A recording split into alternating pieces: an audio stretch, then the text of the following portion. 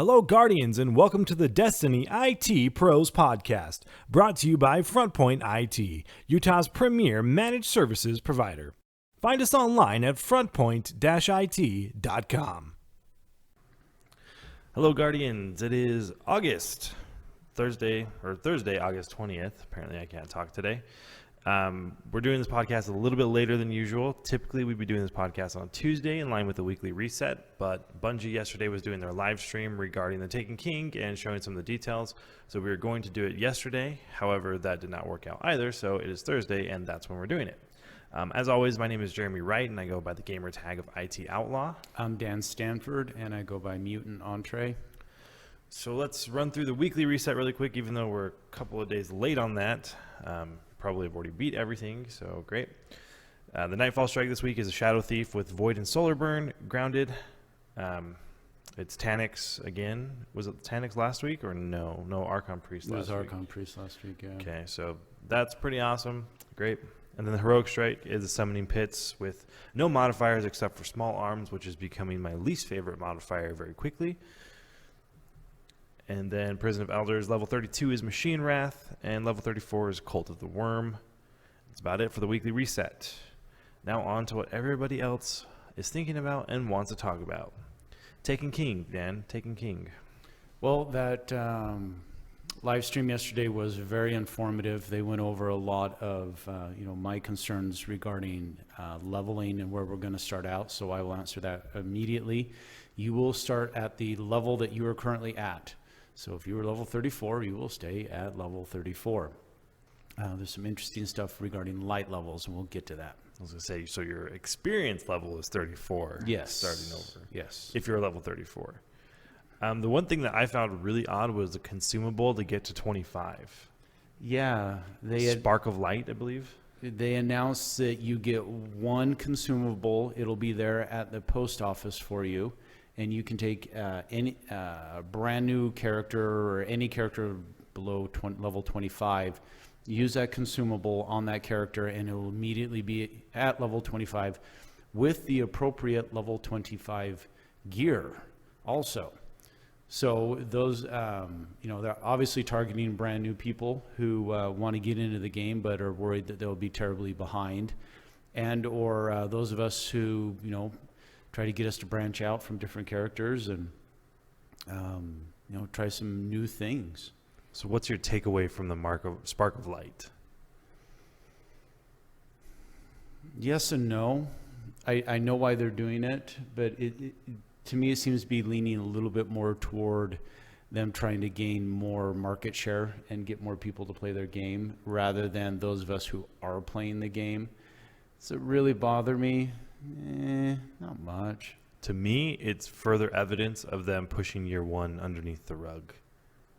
Because if you buy the game now, if you buy the Taken King, you don't have to play year one anymore because you don't have to get through all those missions to get to 25. I'm going to guess that if you finish level, the beginning of the story, all the story missions from year one, maybe not DLC missions, but all of the story missions from the base game, you would be at 25. I bet you that's their experience thing. And so they want people just let's forget about those things. And they're just going to sweep it under the rug. To recap, I believe we covered this last week, but the levels are now purely based on experience. And part of that, which was confirmed during that live stream, was, if you remember when you were working your way up to 20, how, that piece of gear right there requires level 18, or that one requires level 12.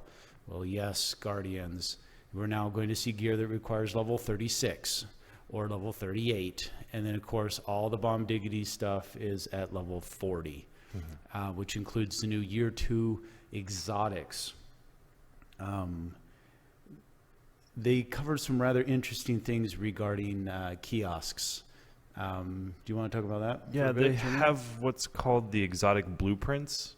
They have these giant iPhone 4s on the wall, basically, is what it looked like in the tower.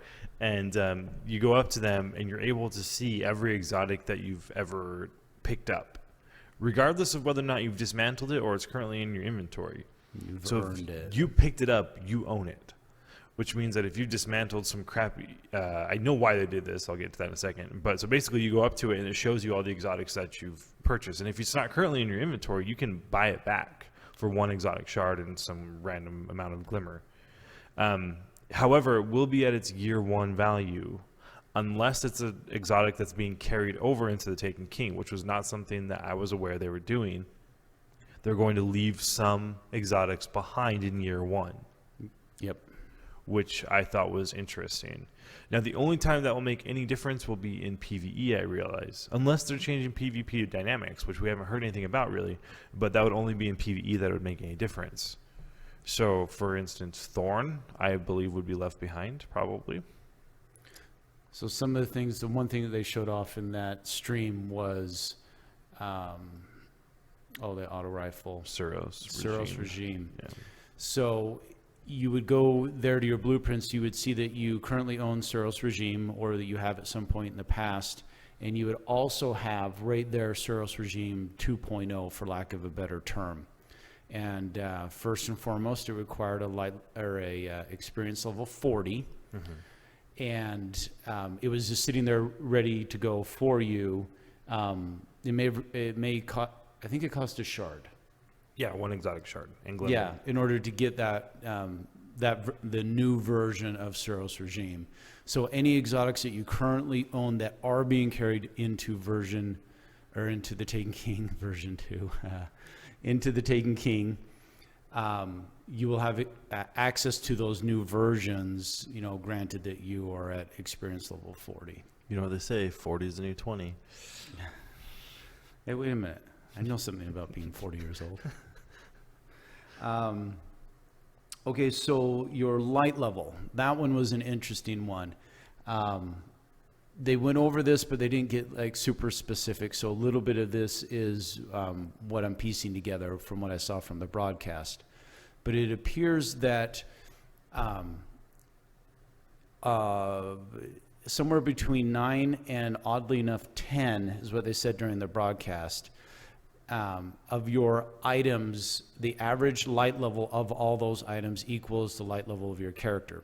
So to be more specific, your helmet, your chest piece, your gauntlets, and your boots, for your armor, they all have a light level. Your primary weapon, your secondary weapon, or your special, and your heavy, and then your ghost and your class-specific item.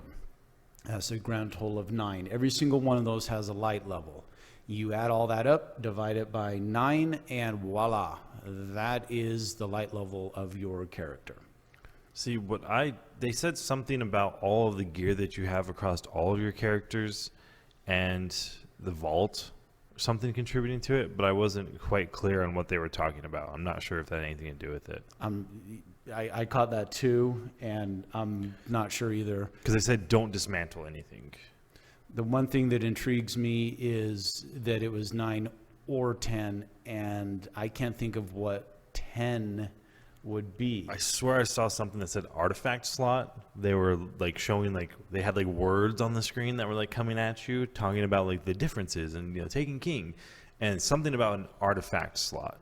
I would assume that it's some type of consumable or artifact, obviously, that you can carry with you that grants you a light level of some kind, this particular artifact is from Vex Mind Gate, and then eventually it gives you bonus buffs against Vex or something weird like that.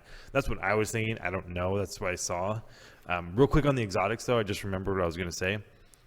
The reason that they're doing the exotic thing, where you can get them back, is because there's a bunch of exotics that are getting buffed and or nerfed. Therefore, if I had a sniper No Land Beyond's getting buffed and a few other things are getting buffed and stuff I've dismantled because I was this gun sucks, I don't want it.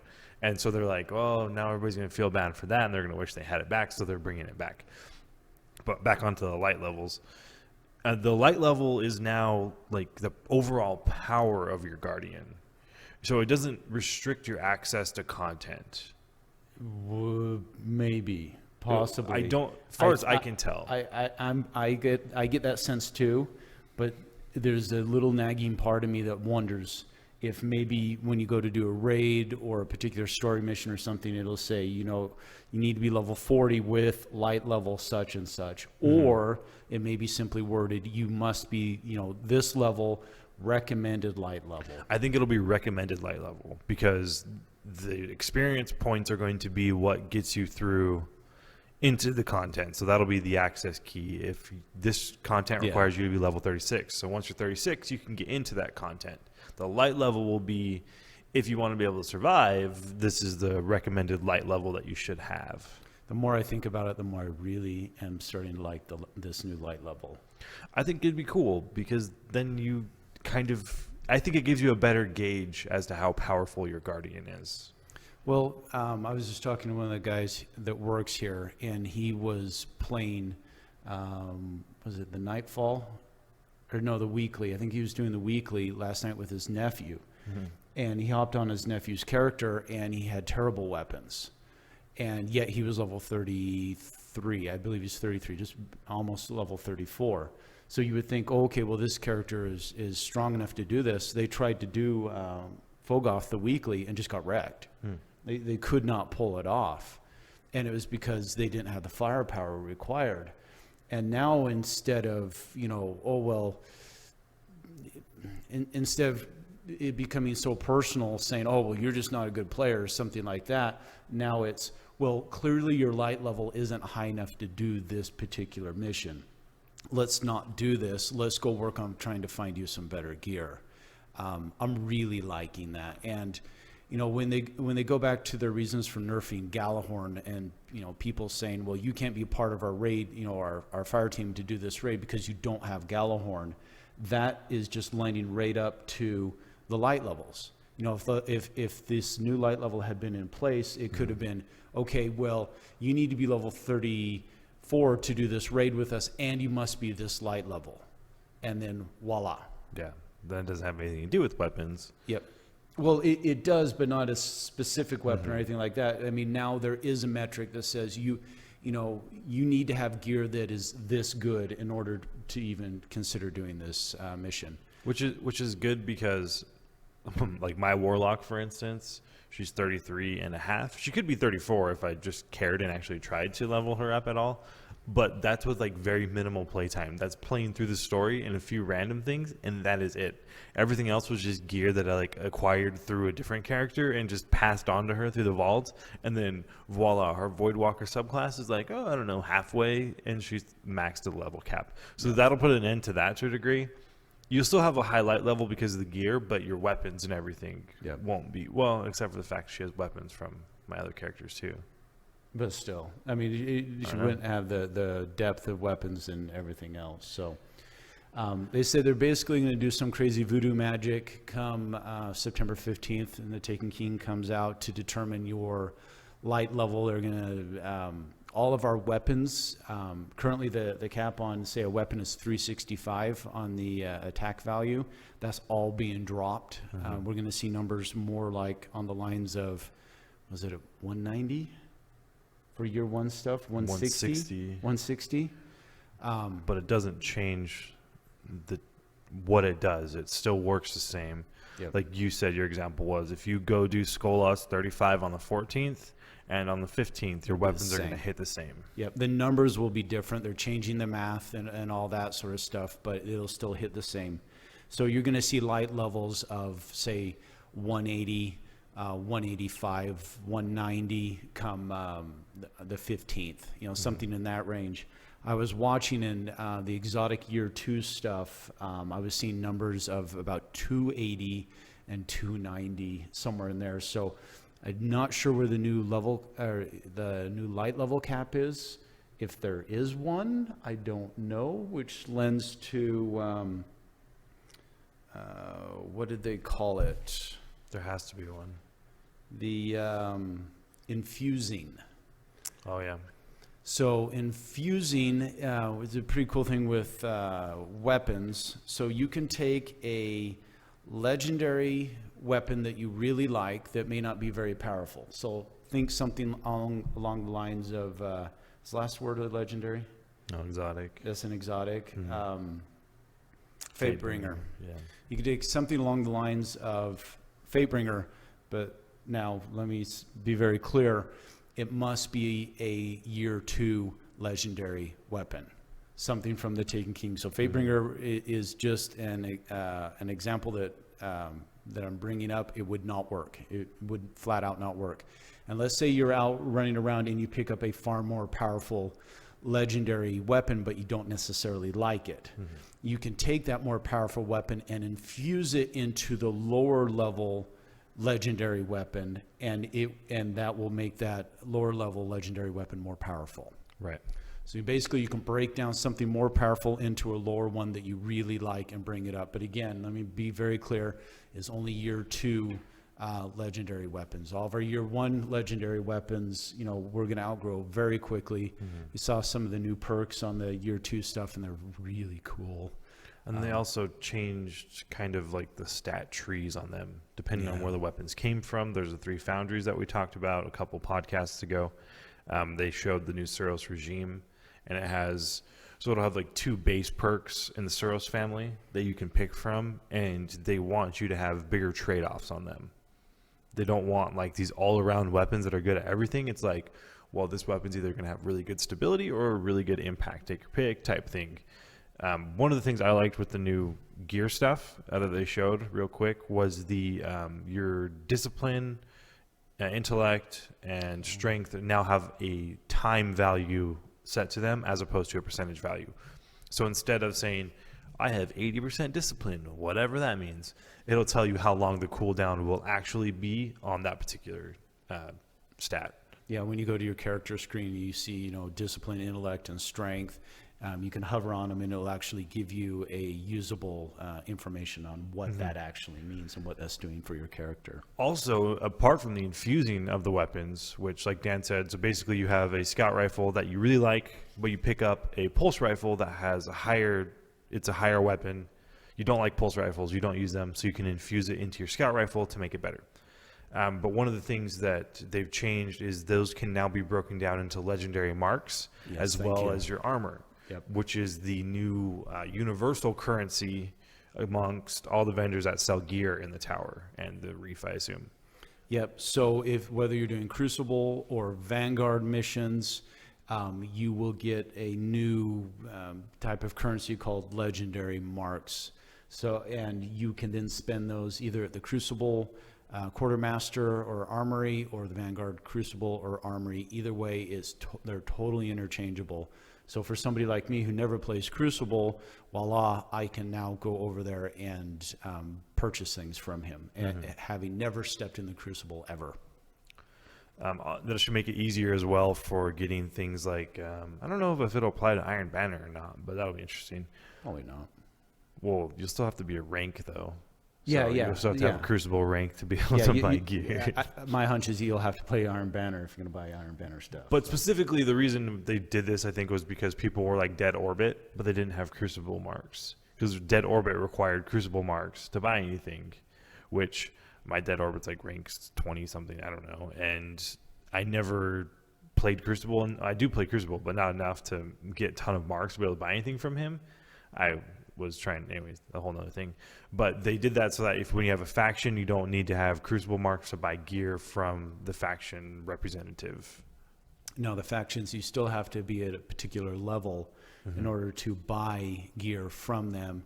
You no longer have to wear a piece of their equipment. You just go to that faction and swear allegiance to them. You can change your allegiance no more than once a week. And once you are sworn to an allegiance, say to New Monarchy, then from then on, your experience as you're doing things will apply to New Monarchy. But you'll continue to gain legendary marks that you can spend, wherever you can spend them. Your legendary marks are capped at 200, but if you spend them, you can re-earn them that same week. Yes, there is no limit to how many you can earn in a week, which that is new. Yes. Also, there's faction-specific quests that you can do to unlock some of the lore behind each faction, which is Destiny further improving, or Bungie further improving Destiny's storytelling and actual story, or lack thereof up to this point. So they're trying to give you more insight into the universe that we've been playing in. And this brings me back to they're sweeping year one stuff under the rug. So if you can walk in and you don't have to play the main story, I think they're going to retell the main story through stuff in these other stories. I think you're going to see some retelling of that stuff so that you can learn more about it as you go, I guess. So you don't have to play the first stuff again.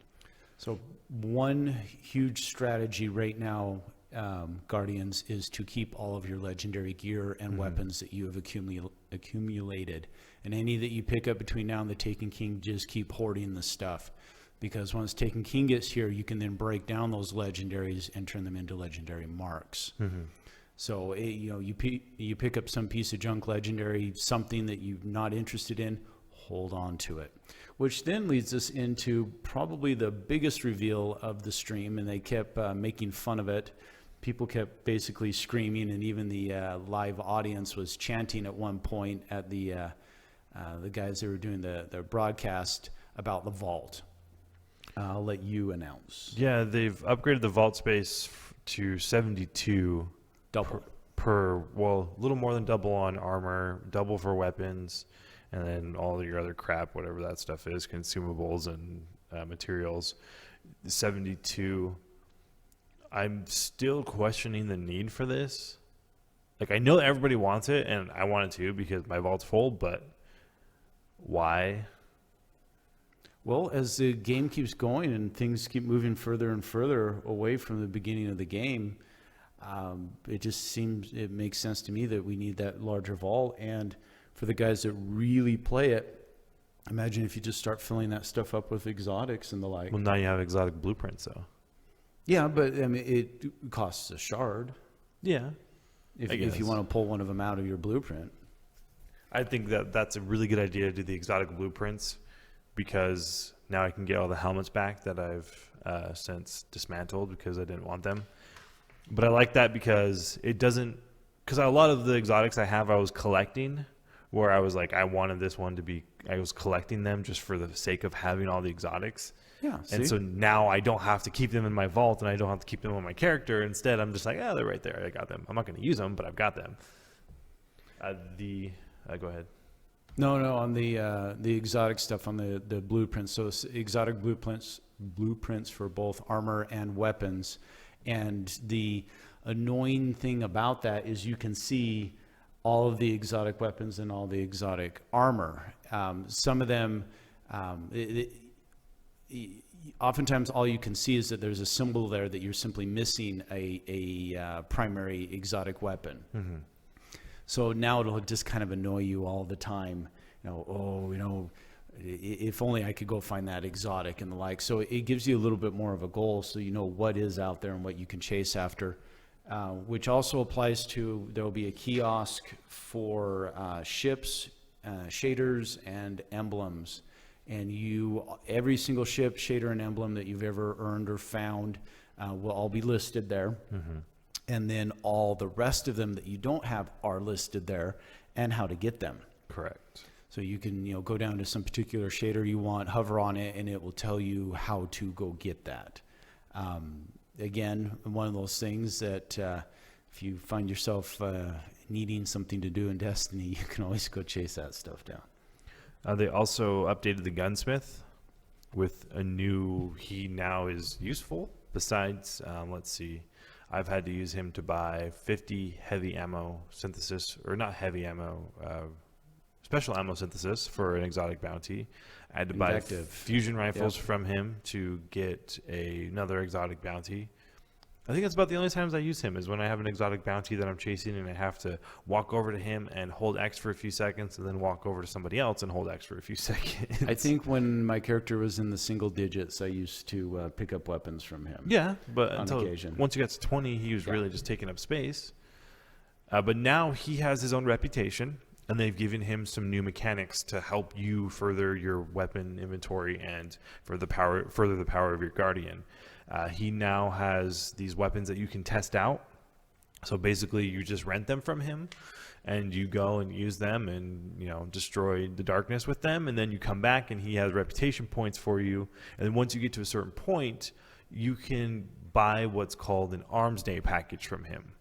and that will be on Wednesday. So Tuesday will be the reset, Wednesday will be Arms Day, and then Xur will be in on Friday.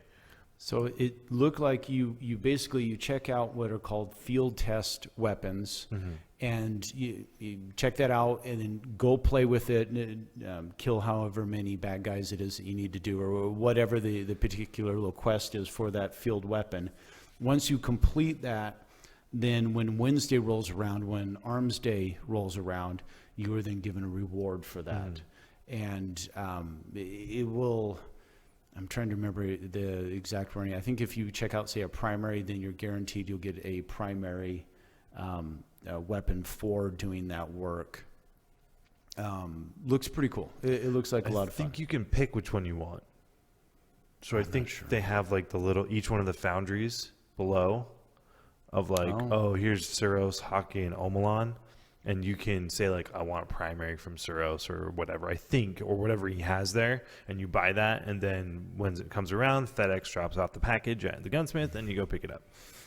Another interesting thing that they are doing is the quests and bounties. You now have a whole new screen that can hold your quests and bounties. I don't remember the numbers, but there were a lot. You can hold quite a few bounty or quests. Your bounty number is doubled to 16, 20? I think 20, yeah. 20 bounties you can hold. And then quests are a whole new monster. So, for example, when you first start the Taken King, you will get a quest to unlock your new subclass. And you take off and you do that. You'll get quests from your faction if you've joined one. You'll get quests from just all over the place. But in those quests, it'll show, what your reward is. So, if in Nightfall, when you pull up the Nightfall, you can see what your rewards will be, or the weekly, the 9 coins, etc. Well, if you do a quest, it may say something like heavy weapon upgrade. And that for a bit really confused me when I saw that. I'm like, what does that mean? Does it upgrade? Do I get some type of new thing to upgrade a heavy weapon? No. What it mean, and they clarified that. What that means is when you finish that quest, you are guaranteed to get a new heavy weapon that is better than the one you currently own. And to me, that kind of blows my mind. It's like putting faith in the Cryptarch to actually do something right. But they've stated that that's one of the mechanisms that they are definitely fixing. So whatever your best heavy weapon is at that time, you are guaranteed to get one that is better than that. They also allow you to track up to 4 bounties at a time. And what they mean by track is when you bring up your ghost, you can see the progress on your bounties. You can also cash in your bounties from the start screen now. So that will make it, because sometimes you just go to the tower to cash in bounties and it seems like a waste of time because you just needed to get rid of them and now you have to go to orbit, go back, and then back and forth. Now you can cash them in from the start screen. Most of them are bounties for each vendor specific functions, but they'll also have daily and weekly bounties. So there's a differentiation between the two. And the weekly bounty will be you do certain tasks, like you complete X amount of daily bounties and X amount of other stuff. And then you'll have access to Nightfall tier type rewards was the level they gave us there for that. Yeah, the weekly bounty, it said reward unknown. So right in line with a Nightfall. The example they showed was, complete, was it like 5 bounties or 10 bounties, 10 daily bounties or something to that effect? I don't remember what it was 10 daily bounties, that doesn't make any sense. So like 5 daily bounties in a week, and then you would get that reward for the weekly. I suspect that will probably be a big deal for us. I think that will be up there with Nightfall. Yeah. It'll just be a must do every week. Do Nightfall, do the weekly bounty. That's just going to be added to our checklist. They also have changed some stuff in the tower. I don't know that we're getting a social space in Taken King. I do not believe so. No, I don't think we're getting a new one. So I guess we're not going to hang out in Oryx's Dreadnought, just pull up to it. You got a couple of thrall there behind the bar, dancing there by the jukebox and the social space on the Dreadnought, Yeah, it's good times, hanging out with the knights and the wizards. That'd be kind of fun. Kick back on the couch. But they are making new changes to the tower and also the way your character looks in the tower, that kind of thing. So you can now pick which weapon you want your character to carry in the tower, whether or not you care. So I guess everybody's going to walk around with Gallahorn strapped to their back or something for the first little bit. And when you're on the equipment screen, you can look at your face without a helmet, if you care about that. Emblems and shaders are now contained in the terminals, which we talked about. If you delete one of them, you can gain it back. So if you deleted a shader that you kind of want to try out again, you can get it back.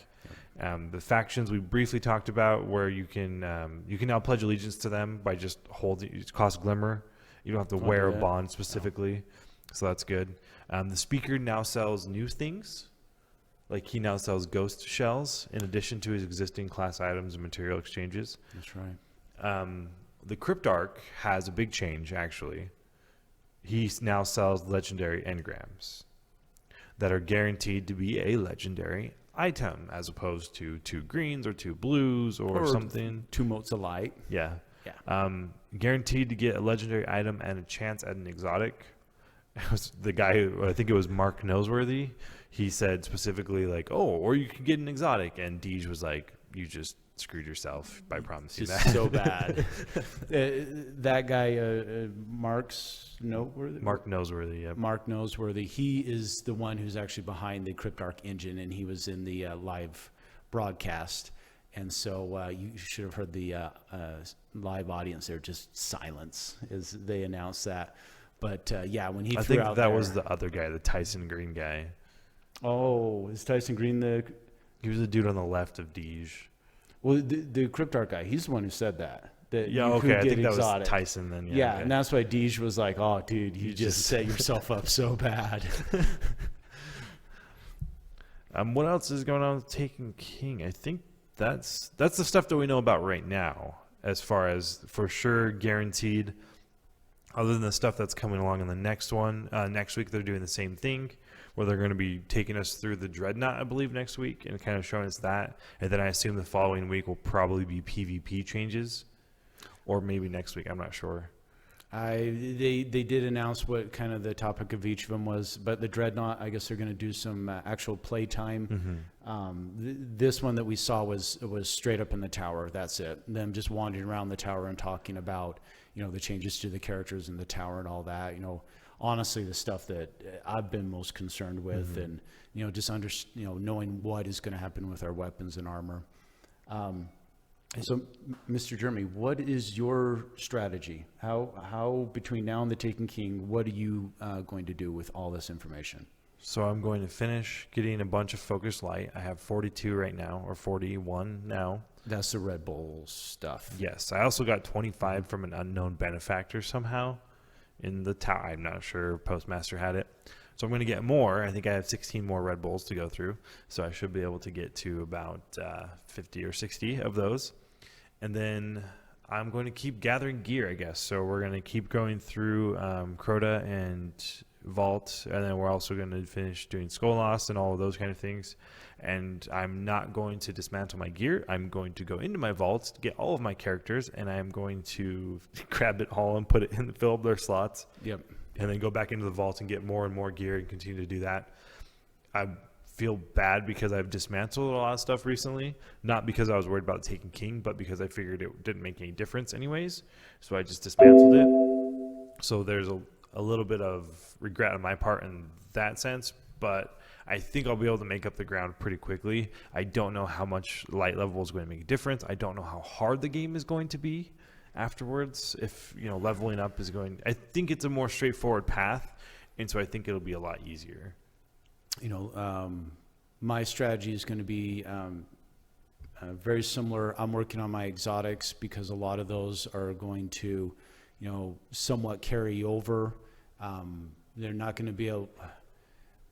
I guess I'm not going to be able to upgrade the year 1 exotics beyond their power level. Getting them up to their cap, and that would be it. And then I'll need to jump to the new version 2. We did see a weird little icon, though, remember? When we were looking at that helmet, the one that... Yeah. What's it called? I don't remember. The helmet that you were wearing the other day. They were looking at one with the big. they were looking at that one, and in the bottom left, like where the Ascension is now, there was a little icon, and they never went over it. They didn't show us it, and we assumed it was getting it up to defense value for year 2. But anyways, I don't know. So there's questions there, but just like you, Jeremy, I'm just going to keep gathering all the legendary, everything that I can possibly find, and just hoarding it, and even dropping it on my other characters in their slots. And heck, if you don't even have the other characters, and quick, just go build one and get it up through just do that first little story mission so that you can get to the tower and they can get to the vault, and just start pulling stuff out, and just gather everything that you possibly can so that you can turn them into legendary marks when you're ready to do that. Right. And as we touched on, there's no longer going to be a Dinklebot. We don't have Dinklebot anymore. Nolan North is now doing the voices, and they've done redone everything. I think that this is going to be the biggest shift in Destiny for storytelling and for the way the game is played. I think year 1 feels like a beta now, where we went through all this and people didn't really like it, so let's change it up. I think they're good changes. I wish we would have seen them earlier, but I understand what they were doing. I now feel like, looking at this, the Taken King House of Wolves was more of a appeasement, if you will, to players of, all right, shut up here, take this. And the good stuff's coming. Well, not even that, but just like, okay, yeah, you can ascend your weapons, which gave us faith that we would be able to ascend them further. So here, ascend your weapons, use them to get through this stuff, and then we're going to change everything in a few months. That's kind of how I feel, is just to get everybody to shut up and give them something to do in the meantime while we're waiting for this, and while they were working on the mechanics of changing this, which kind of irritates me. The thing that really surprised me was redoing the numbers. I was thinking that we'd see attack numbers of 400 and stuff like that on our weapons. I was making 400 up as my guess. But no, they're completely, killing those numbers, those metrics. It's all different. I'm a little curious to see if, when you're shooting guys, the damage that pops up on them, if those numbers are going to be the same, if they're going to be far less. But to be clear, they said, if you're doing a particular mission on September 14th and then you do the exact same mission on September 15th, it will be just the same. It'll be just as difficult. You'll be killing the guys just the same. They're not altering that. They're just changing the numbers underneath it. So it does make me wonder, instead of, on the 14th, you're hitting a guy for 500 damage, if on the 15th, all of a sudden it's 250. He may still be dying, and that's perfectly fine. But, when you say that, year 1 was kind of a beta, when they're making changes like this, it is, wow. I mean, they're really fundamentally changing a lot in this game. They're fundamentally changing the way that you level, the way that you get gear, the way that you find your exotics, with the quests and, the new light levels. All this is good, and I'm totally game, and I'm very excited about the whole thing. But yeah, it is a big change from the original game. I'd be very curious, in a very nerdy way, to know what politics went on behind the scenes. How Bungie themselves have gone from where they were to where they are now with the Taken King. What personnel changes have occurred. The discussions. I find that very fascinating. I want to know what those numbers actually mean, because it seems like they're arbitrary. Like 365 attack.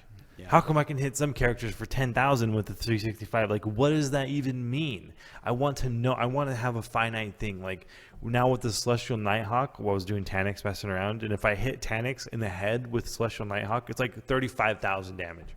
What does that mean? Like, where is that coming from? Is that hit points?